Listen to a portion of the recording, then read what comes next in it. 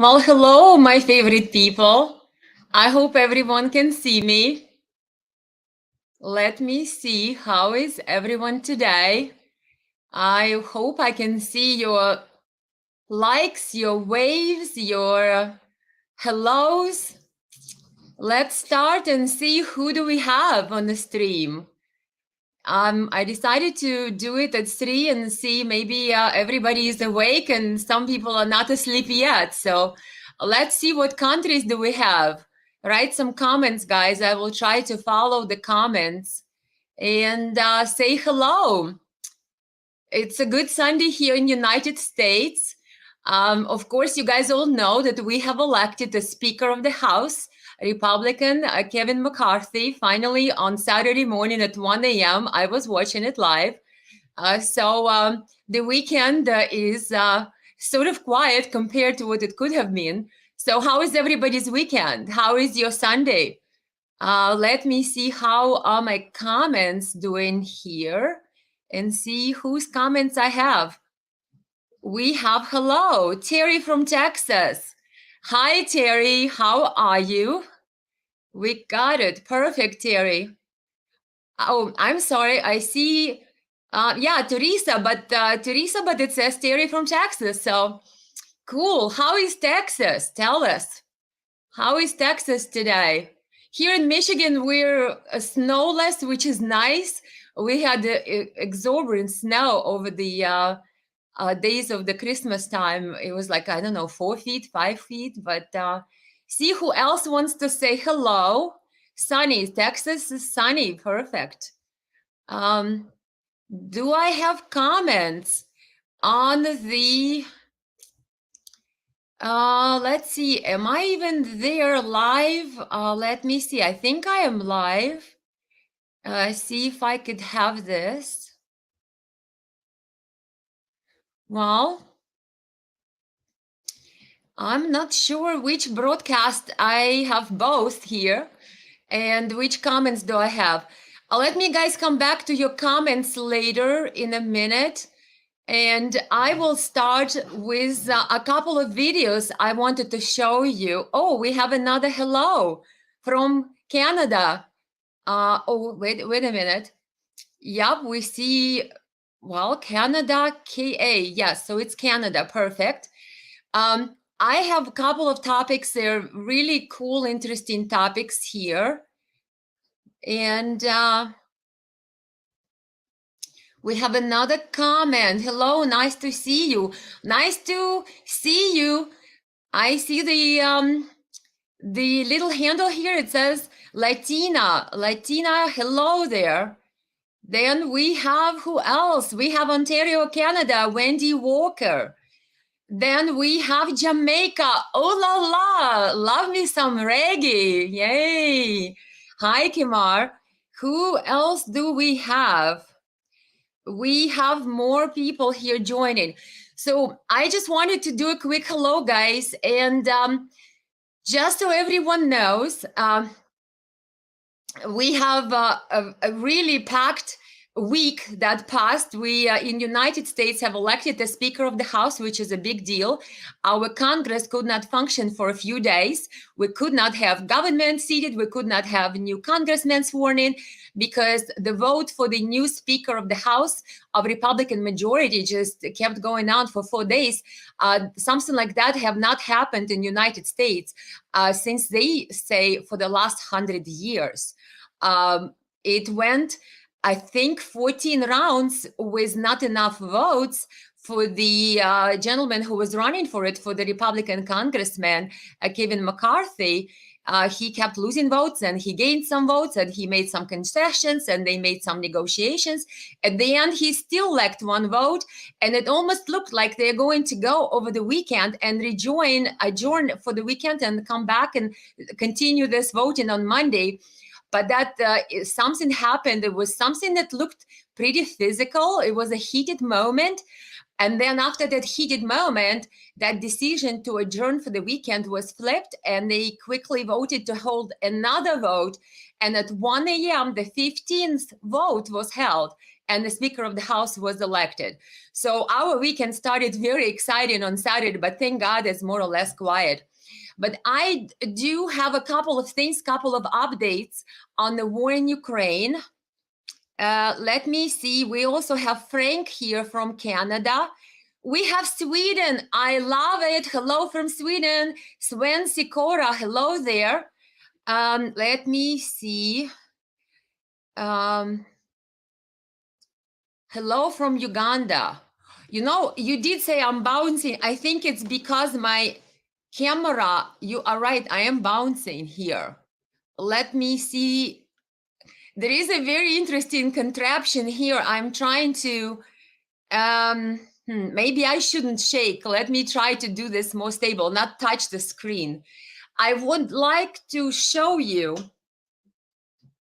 I'm trying to reduce the bounce here.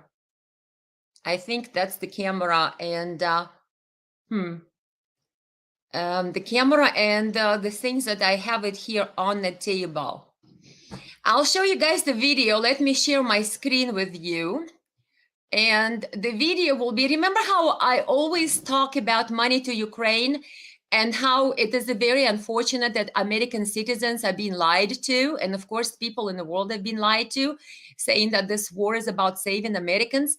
And I keep mentioning that Senator Lindsey Graham, and people asked me, Elena, could you show us actually what he says? And here it is, guys, what he says. He does say that he is American senator, and he's standing next to a Democratic senator. Months into this thing.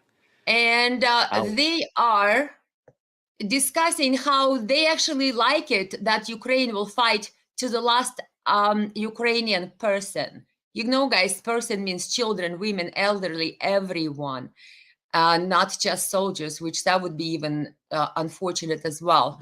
So let me play this video so you guys know who I'm talking about. Every time I say that American senator likes the path we're on, we United States, that Ukraine will fight till the last Ukrainian person, well, here it is. Here's his months spiel. into this thing. I like the structural path we're on here. As long as we help Ukraine with the weapons they need and the economic support, they will fight to the last person. So Secretary Blinken, I didn't think there was an issue under the sun last person that would get 100 votes. We found it. Russia's a state sponsor of terrorism. Yeah, they have no problem with saying Ukraine will fight to the last person. Here is if you missed it. I like the structural path we're on here. As long as we help Ukraine with the weapons they need and the economic support, they will fight to the last person. So Secretary Blinken, I didn't think there was an issue under the sun that would get 100 votes. We found it. Russia's a state sponsor of terrorism. Yeah, so you see that, right? But here is another video. The year of offense. And, I think it was more of the lines of 2013, 2014, when Republican Senator John McCain was still alive. You know, the media tells you that this war only started in 2022, right? But here is the video of Republican Senator John McCain, who is now deceased, and the Senator Lindsey Graham, who you just heard saying Ukraine will fight to the last Ukrainian. They're visiting Ukraine in this video, and they're talking to Ukrainian soldiers. And they're actually saying that the Ukrainian soldiers need to fight. So the question, John McCain has been dead now for a few years. And this is the video of both of them fighting. Who are they fighting? Yes, guys, the war did not start in 2022. The war started in 2014 when Ukraine started to bomb its own people in eastern Ukraine. And here is your American senators coming there, making connections, weaponizing Ukraine, encouraging soldiers to go fight their own people in eastern Ukraine area. They can call them separatists, they can call them pro-Russian, I don't care. These are the people of eastern Ukraine area who did not like to have American and EU-sponsored coup that Obama, Hillary, Biden, McCain, Kerry, Pelosi, and all of these people sponsored Victoria Nuland in 2015 that took a legally elected president of Ukraine back then in 2014. So here's your senators who will claim that the war only started in 2022. Here as they are, in I believe 2013, 14, 15, one of those years, way back when again John McCain was still alive, and he has been deceased for a few years now, talking to Ukrainian soldiers. Listen in. 2017 will be our fight. Ваша боротьба – це наша боротьба. 2017 will be the year of offense. Рік 2016 рік буде ріком нападу. All of us will go back to Washington and we will push the case against Russia. Ми всі повернемося до Вашингтону і ми будемо відстоювати санкції проти Росії. Enough of a Russian aggression. Досить вже російської агресії. It is time for them to pay a heavier price. Час вже, щоб вони заплатили важчу ціну. I believe you will win. I am convinced you will win, and we will do everything we can to provide you with what you need to win. Я вірю в те, що ви виграєте, переможете. Я переконаний в тому, що ви переможете, і ми вам допоможемо всіма можливими засобами. Це те ж саме гільзи з ворожих БМП, які розмальовані художництвом Бердянська. З Новим роком, дорогі ви!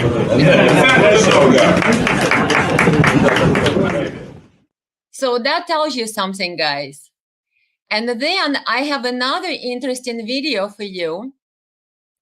Let me show you this one. Будучи в НАТО, то тогда Let me put it on the beginning portion of it and put on the stop. Let me see who else we have. We have Victoria here. Guys, if you're watching me on the Facebook and if I don't see your comments, or if I do see your comments, make sure you subscribe to my YouTube channel, Elena USA Live, 3 words, Elena USA Live on YouTube. Go on YouTube, hit subscribe, and make sure you click the bell that says all notifications. So next time I go live, or even right now, that you can comment so we can be in touch when I go next live. Here's another thing, guys, about this war that not too many people talk about. This is a very exciting video.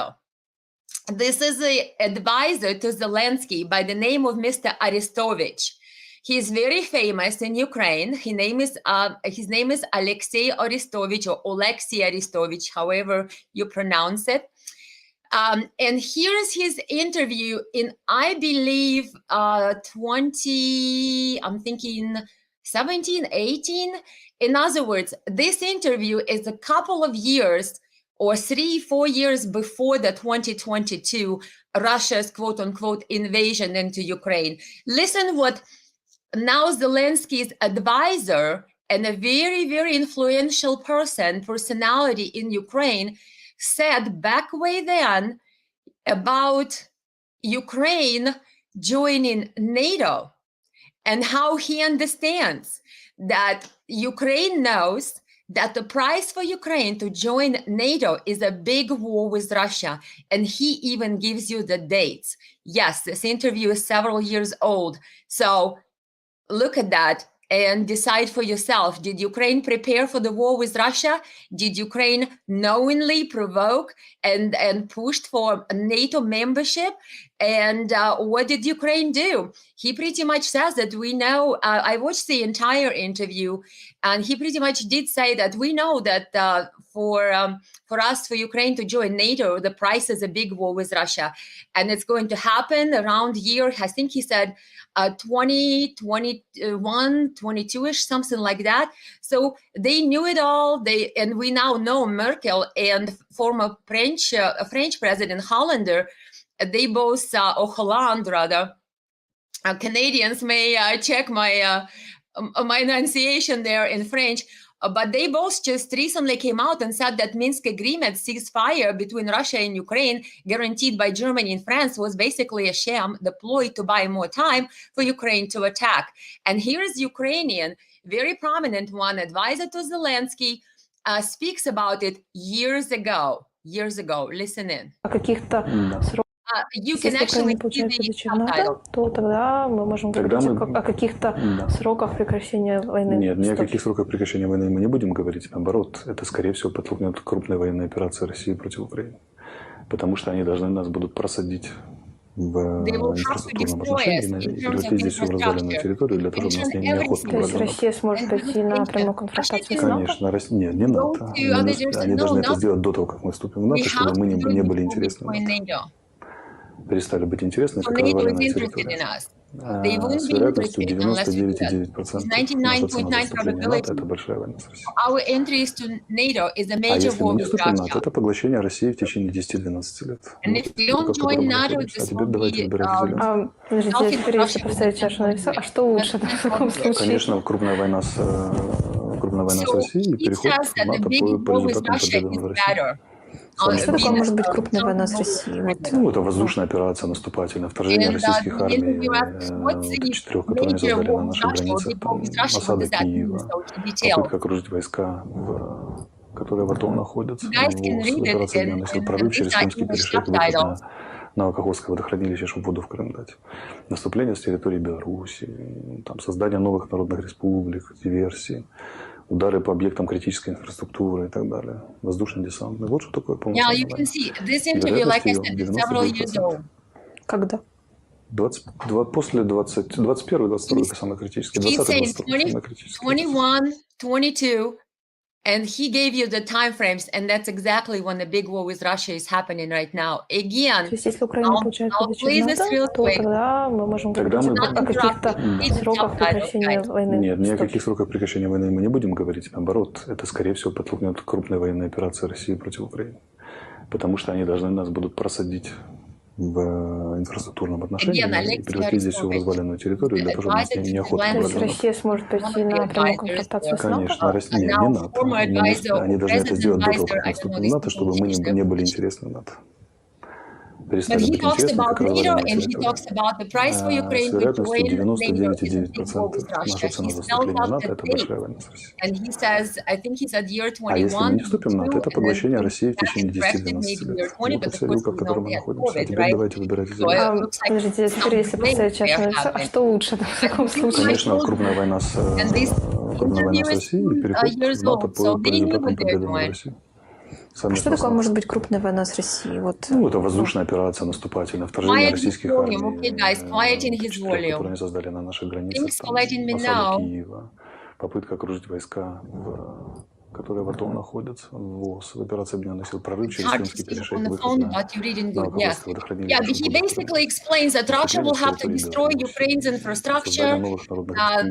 Russia will have to encircle Ukrainian army. It's insane. If you watch this interview, he basically tells you, and you can go and rewatch the live stream on the computer once we're done, guys. You see word by word what he's saying. Again, this is Alexei Arestovich, Ukrainian, one of the top advisors to Zelensky. Interview a few years old. He's predicting the war in Ukraine, big major war with Russia. And basically, I watched the longer version of the interview. He said, yeah, we know that's the price for us to join NATO, the major big war with Russia. And we're basically doing everything we can to make this happen.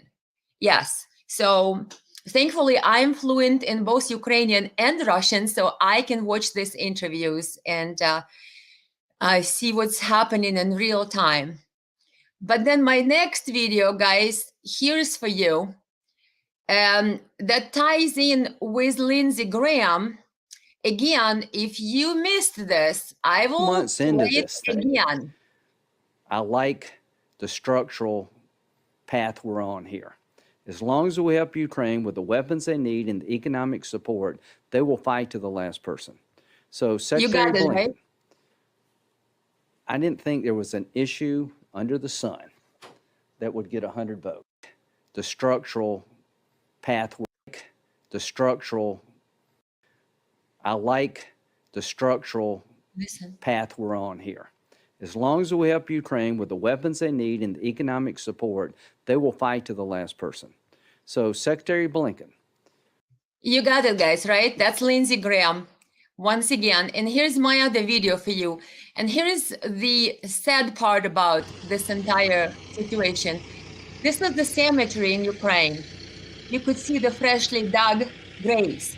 So Senator Lindsey Graham likes it. And next to him standing Chris Murphy, Democratic senator, while Lindsey Graham is Republican. So they are in agreement on that Ukraine will fight to the last person. And this is, again, to put things in perspective, this is one of many thousands of Ukrainian cemeteries with the freshly dug graves. It's insanity. We're not saving Ukraine. We are actually helping Ukraine to be destroyed and Ukrainian nation to die. I have so many videos, and you could scroll my Facebook page on that. There's videos of marches, of the eulogies and the funeral processions. Young people, older people, civilians, they're dying. Hundreds and hundreds of thousands. Recently, I think the ambassador to one of the countries in Europe, I forget which one, came out and gave interview to, I think it was Politico or something. And he said that we're losing people en masse. It's insane. He acknowledged that and here is another thing. This guy, Alexei Arestovich, Если Украина получает this guy, то again, да, мы можем говорить о каких-то... he gave another interview, and I'll find it sometime. And in a different interview, he was asked, what if there is a nuclear war with Russia? What if all of this leads to nuclear escalation and Russia decides to send a nuclear bomb, for example, right? Again, interview was a couple of years old too. What Alexei Arestovich, the guy you see on your screen, Zelensky's advisor or one of them or former advisor, but he's very influential. He's like probably number 2 known person after Zelensky, and he gives his predictions and his review of military operations every day. So what he said was to the interviewer that, so what if Russia sends a nuclear bomb? The interviewer was taken aback. He's like, what do you mean? Millions of people would die in Ukraine. Millions of people will die in our country. And Alexei Arestovich's reaction at that interview to the interviewer being shocked that he so calmly suggested that it's no big deal if Putin drops a nuclear bomb on Ukraine, Alexei said, so what? 4 million people more will hate Putin. What? Once again, Alexei Arestovich, the guy you see on the screen in one of his interviews a few years ago, when interviewer asked him if there is escalation in war with Russia and Russia decides, which we know Russia said it will not nuke Ukraine. But the interviewer asked this gentleman, the former or present advisor to Zelensky, if that happened, his reaction was, so what? 3 to 4 million more people will hate Putin.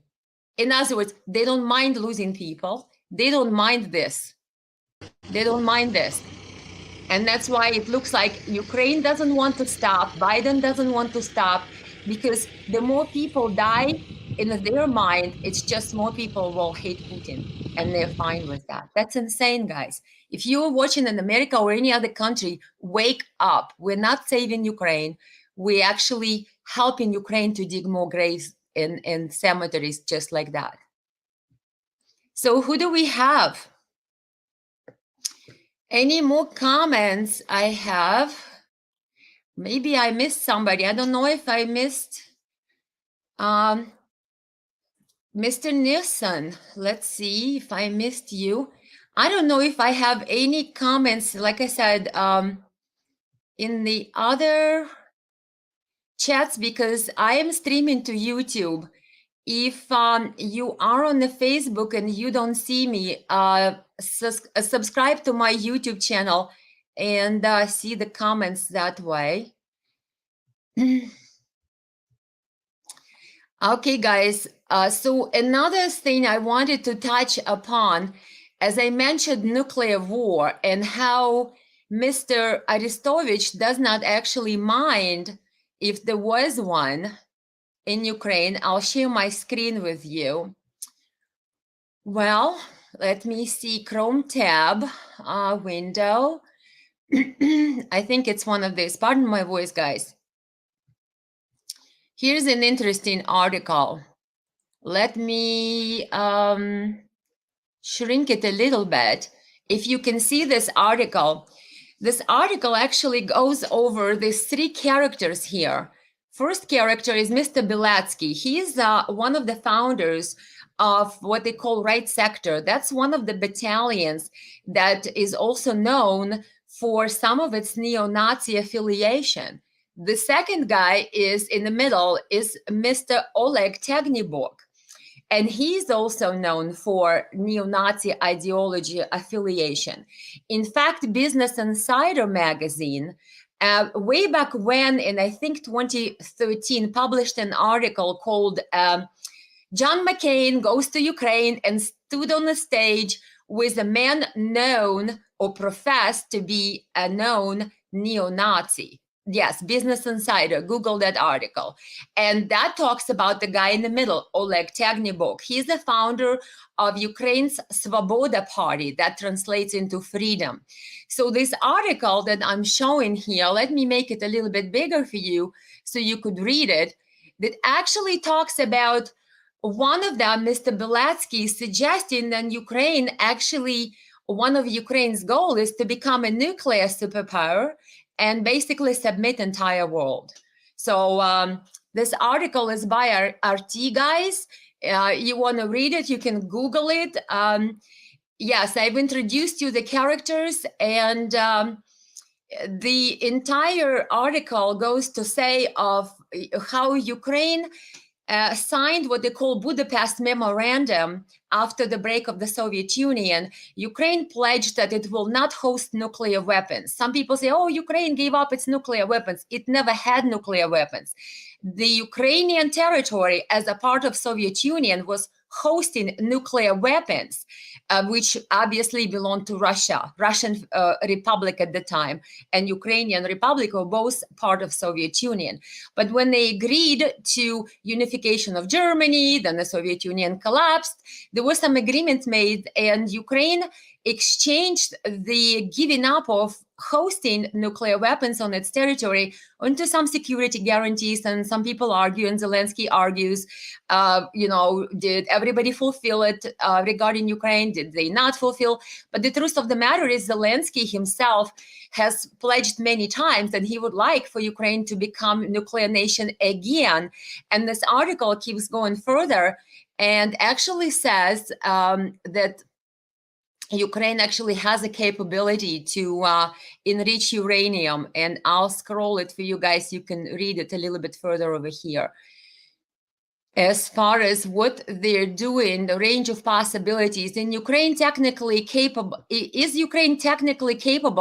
of creating an atomic bomb? Absolutely, yes. Enriching uranium number 235 to the purity necessary to set off a chain reaction would cost a lot, primarily to create centrifuges for separating isotopes. However, though this may be the most effective way to separate isotopes, it's not the only one. The first American bombs dropped on Hiroshima and Nagasaki were created without the use of this technology. In addition, it should not be forgotten that there are not only uranium, but also plutonium bombs. And so it goes on to say how Ukraine actually has a capability. And they built a facility in Kharkov, this says right here in the last paragraph before the photograph, to actually build a facility that could produce isotopes by irradiating the starting materials with a powerful neutron flux, which could also be used to develop what they call fissile materials for a bomb. So with that said, Ukraine has capability and Ukraine has desire to host or to have or to develop nuclear weapons. And therefore, we guys have to be very, very, very cautious as to how and when and what is our path to the future. Because if Zelensky already was calling on NATO to do the first strike at Russia, instead of waiting for Russia to strike, we can safely conclude that the escalation of this into nuclear conflict of some type or nuclear exchange It's very, very possible. And there's many videos that Scott Ritter, the former weapons inspector for UN, made, that he cautions us, and he sometimes says, we may not wake up tomorrow because of how dangerous this is, because we are confronting via proxy war through Ukraine. Russia, which is a nuclear power, has the largest arsenal in the world of nuclear weapons and nuclear warheads. Are we insane suggesting that Ukraine can win against nuclear power Russia? Of course it can't. Unless, of course, maybe NATO wants to intervene and bring their nuclear power. And what do we have then? People, wake up. Americans, wake up. People of the world, wake up. We need to de-escalate. This is insane. And of course, our Congress is hell-bent on providing more weapons, sending more money to Ukraine, 45 billion bill. And I actually read the other day or today that there is another 3.5 billion, pardon me, 3.5 billion that's in the works for Ukraine. One more article that I would like to share with you that I thought was significant as far as what happened. Let me show you really quick. I would have to remove this one really quick. It's about Zelensky. Oh my gosh. Stripping the citizenship away from the priests.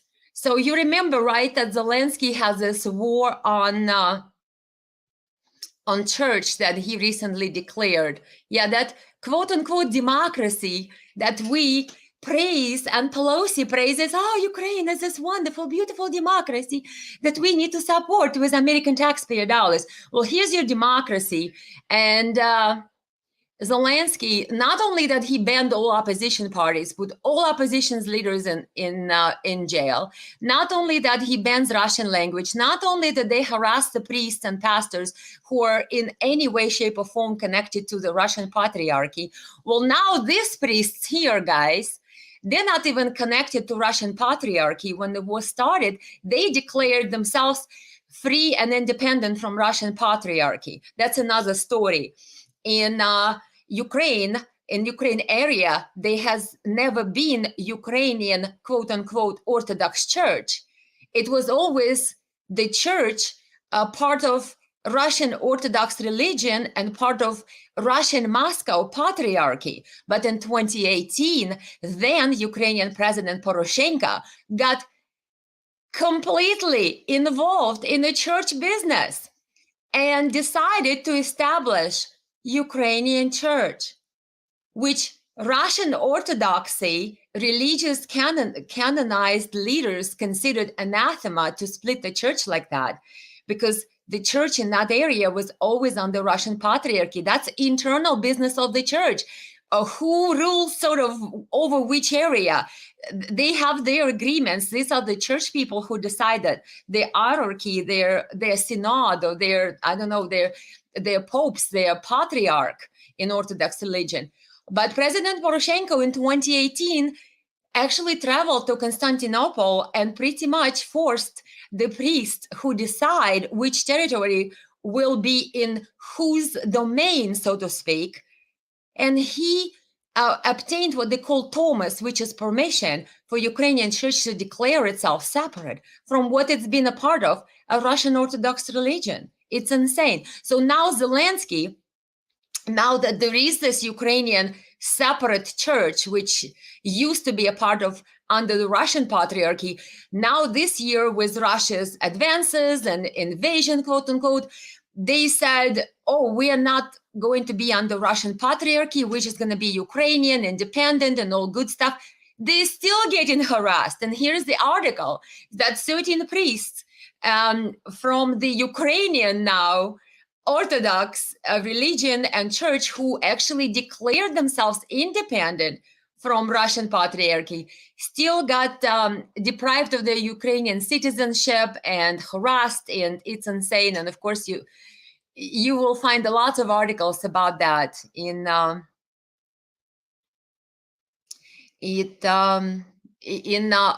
the net. Let me see what we have here for the comments. We have Tom Casey, USA is a business for war, unfortunately. Let me see, did I get?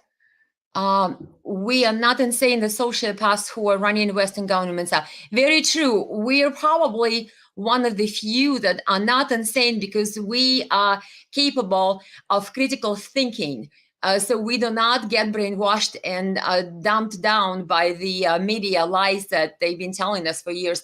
I've been telling everybody that the war in Ukraine started in 2014. How many, people who knew me basically took heed to that or paid attention? Most people weren't even interested in what's happening in Ukraine, and a lot of them even not interested what's happening now. Even though our taxpayer dollars are paying for Ukraine, we pretty much have 51st state in our republic. And what we have is we're paying Ukrainian government salaries. Of course, we're paying Zelensky and all their parliament members' salaries. We're paying for their social packages, for their health package. We're paying for everything. And now Zelensky cut a deal with American firm that you guys probably heard of called BlackRock. So they will be supervising the operation of rebuilding Ukraine. And of course, Zelensky showed up at Davos, what is it? Davos, how you pronounce it correctly, the World Economic Forum, and pitched to those guys that Ukraine will be the new green energy heaven and like the experiment of the entire world. Let's make Ukraine into this green energy example to entire world. And digitalized example to it. In other words, they have big plans for Ukraine, make no mistake. So the guys from Davos, the guys from BlackRock, the guys from our Congress, don't forget Hunter Biden and Joe Biden and their dealings in Ukraine. A lot of them, guys, are really pushing and pitching Ukraine while your taxpayer dollars are paying for their little sweet deals. So if you don't understand that, you have to wake up. Wake up, everybody. Let me see, what else do we have for the comments here? Okay, I have comments from Tom Casey. Do I have anyone else commenting? Let me see. Do I have lots of other comments to view? Make Europa great again. Make it neutral. Out with all war hunters. Yeah, that sounds pretty good. The truth of the matter is the war is what they call extension of politics by other means, right? So if it took all of these people to come to the realization that they want to fight Russia, they could come out and say, we want to go fight Russia, but no, they didn't. They lied to us. They lied to us for years. They created this perfect image of Ukraine, which was actually bombing and killing its own citizens for last 9 years, and it continues to this day. Only now those citizens voted to join Russian Federation because they pretty much got tired to being exterminated and genocided by their own government, by Ukrainian coup government, by the people who came to power in 2014 that were not elected. And then, of course, they had some sham elections and created some other patsies of the West later on. But the whole debacle, the whole the part where the people of the eastern Ukraine did not agree and why they asked for some type of autonomy was because the United States and EU sponsored a coup in Ukraine and took down the legally elected President Yanukovych back then. So it's not rocket science. We know who the guilty parties are who destabilized Ukraine. And why did they do it? Well, just to fight Russia and to weaken Russia, break Russia from Ukraine. And if that's our foreign policy, to go and change regimes around the world, I mean, what? Is this what we're supposed to do? As freedom-loving, great Americans who stand for freedom and Constitution, we go around the world and sponsor freaking neo-Nazi coups? Are you kidding me? Well, then I guess we have to stop pretending being nice and democratic and freedom-loving when we actually go and destroy countries like that. Like Ukraine now is being destroyed. It probably will not exist on the map, at least not in the configuration it used to anymore. And thanks to all the corrupt politicians who making big money on it, and poor people, like I showed you the video, whose graves are being dug every day in Ukraine. And of course, this war is pretty cheap. You know, right now, Ukrainians are being basically as avatar soldiers for EU and NATO and United States Army fighting Russians. And they really don't understand probably that that's what they're being used for. Basically, that battlefield fodder, that's all. Because there is no benefit to them. It's only beneficial to corrupt politicians and their special interests. And that's what they're doing. So let me see. I have Julie Ricci. Should we be okay with Putin? Is Putin trying to stop Zelensky? I don't know what you mean by being okay with Putin. I mean, Putin has his own interests. We United States have our own interests. But the truth of the matter is Zelensky is genociding his own people. Ukrainian people are dying. And all Zelensky had to do is stop this war. And he could have, because when Zelensky ran for office in 2019, he promised, and he said at his inauguration speech, and I have a video of that, maybe I'll show you guys next time.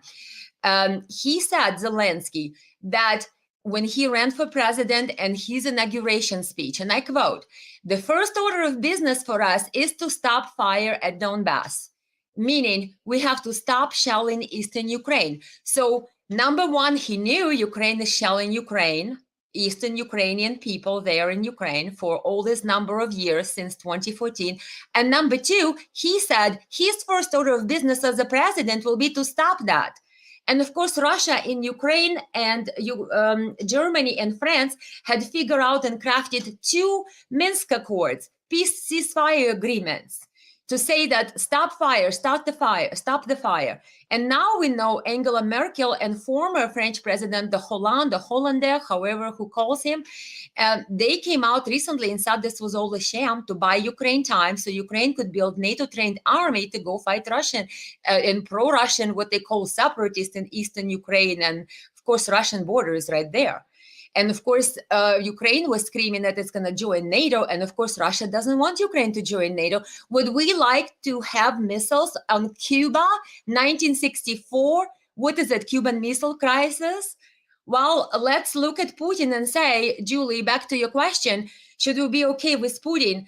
Putin, his own person, he has Russia's interest and Russian people's interest in mind. We have our interest in mind, but we have to realize that he is not particularly dumb. He is well educated. He has been a president for many years. And when we, America, United States, do not want, at that time in 1964, Russian rockets in Cuba next to our border and next to our country, is Putin dumb enough to allow NATO expansion into Ukraine so the rockets of NATO and nuclear missiles could be put right up to Russia's border? So let's not expect him to be an idiot. Let's put it this way. But as far as is Putin trying to stop Zelensky, obviously he is trying to stop what Ukraine has become. Ukraine has become pretty much a regime that bans Russian language and it harasses Russian minority or Russian ethnic groups and some other ethnic groups as well. Ukraine allows for the ban of Russian language to the Russian speakers. Ukraine has a variety of grievances. Look what Ukraine is doing to the church. Look what it's doing to opposition party. Look at all the human rights abuses. Amnesty International wrote articles. OSBE from UN wrote articles, reports on all the human rights violations in Ukraine. But our Western media and our politicians would never mention it. So Ukraine definitely has become a problem in many different ways. So whatever is Putin doing, he stated in his speeches as far as what they're trying to do in Ukraine. But I'm sure one of the things he would like to see is that Ukraine change direction from stop harassing and discriminating against Russian speakers or Russian ethnic groups and Russian minority in Ukraine, and become really an inclusive society where people's rights and due process are respected and where this Nazi ideology of Stepan Bandera, who was a Ukrainian nationalist who formed SS Nazi battalion and killed hundreds of thousands Jewish, Russian, even Ukrainian people who didn't agree with his ideology, and Romani people, Polish people. So that guy, Stepan Bandera, Stepan Bandera now is Ukraine's national hero. So I'm sure Putin and Russian people would not like right next on their border to have this Nazi growing ideology that actually carries images of swastikas of World War II and abuses Russian-speaking population and dreams of genocide in Russian-speaking population. And that's what they've been engaged in doing for the last 8.5, 9 years, because lots of the Nazi battalions, including Azov, were sent to eastern Ukraine to try to subdue those people and try to force them either out of their land or get them killed, but they would not recognize their rights.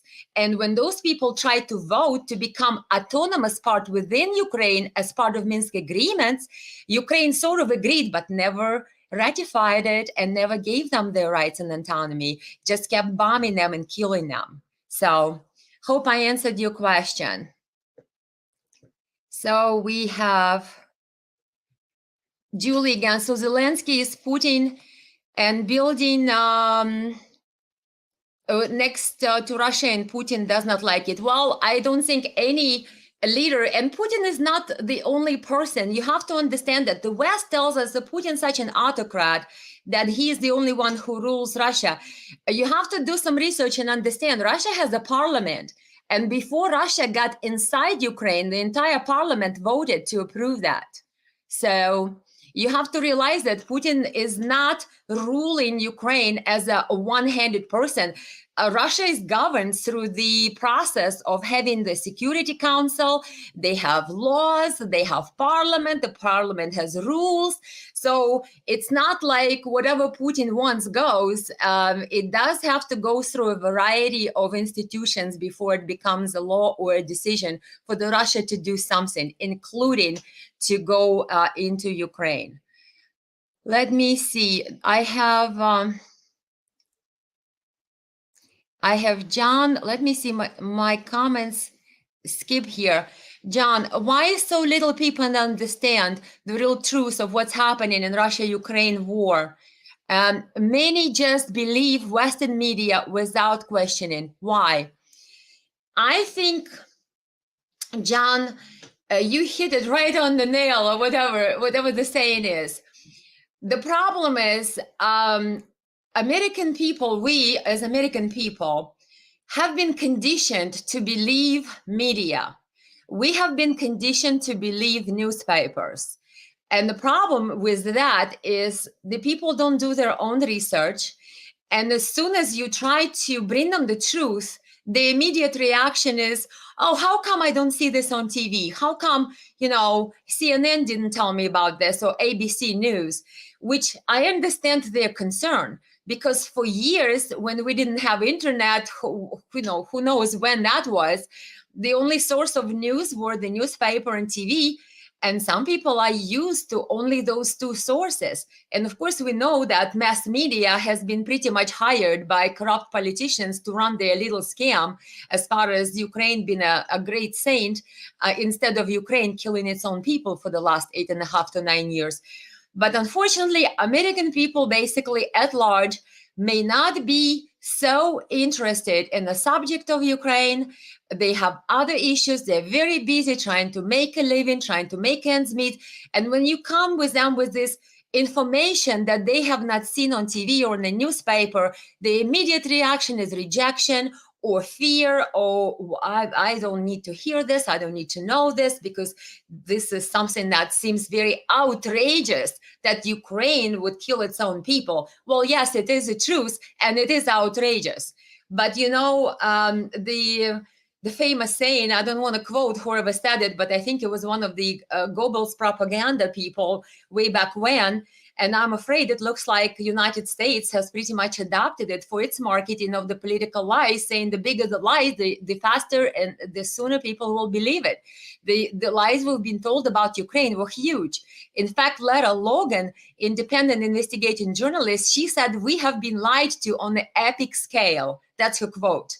Yeah, epic scale lies. And American people better wake up and understand that the media is in cahoots and they're corrupt. And you have to understand what happened with Twitter files just shows a little bit of that, how alternative information, the truthful information has now been labeled as Russian propaganda. So it can be easily dismissed by anyone as like, oh, that's Russian propaganda, so I shouldn't know this, I shouldn't listen to it, I shouldn't read it. And that's the tag and that's the handle they use to dismiss and hide the truth. The truth now equals Russian propaganda label. So as soon as they label the truth Russian propaganda, no American wants to see it because they're scared, they don't want to know it, because they're like, oh, immediate rejection. But unfortunately, unless American society, American people will take responsibility and start doing their research, start taking the leap of faith, like, hey, maybe I should read this article. Maybe I should keep an open mind and not just blindly listen to what Joe Biden and Nancy Pelosi and Lindsey Graham is telling me and what CNN or even sometimes Fox News is telling me. Just kind of take a critical thinking approach, do your own research, keep the open mind. Then they do say the truth will set you free. Question is, do you want to be free? Some people may like to enjoy their happy, what is that, ignorance is a bliss. I hope not anybody on my page likes that, but hello to everybody who is watching. You guys, I'm sure you're all great researchers and you guys don't just fall for the empty media lies. I have Julie Richie, thank you. Thank you for these talks. Thank you, Julie. Thank you very much for watching. And thank you, everybody who's been here. Okay, guys, I think I will wrap it up here because I'm sure you have things to do. And I am sure that we can do it some other time. I will say goodbye with that. And I give you big hugs. Hope there was a couple of things that you have, a couple of takeaways from this today. So we could do it the next time.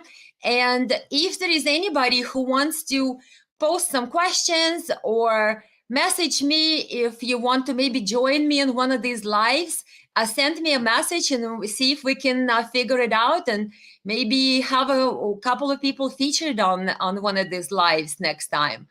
So hope you guys all enjoyed it. And I wish you happy Sunday. Thanks for being here. Thanks for being on my live. Make sure to subscribe to the YouTube channel and click the bell, which says all notifications. So next time I go live, no matter where you're at your grocery store, any place, you will get notification immediately as I go live. So you could watch and participate and comment, and we can have fun and learn together.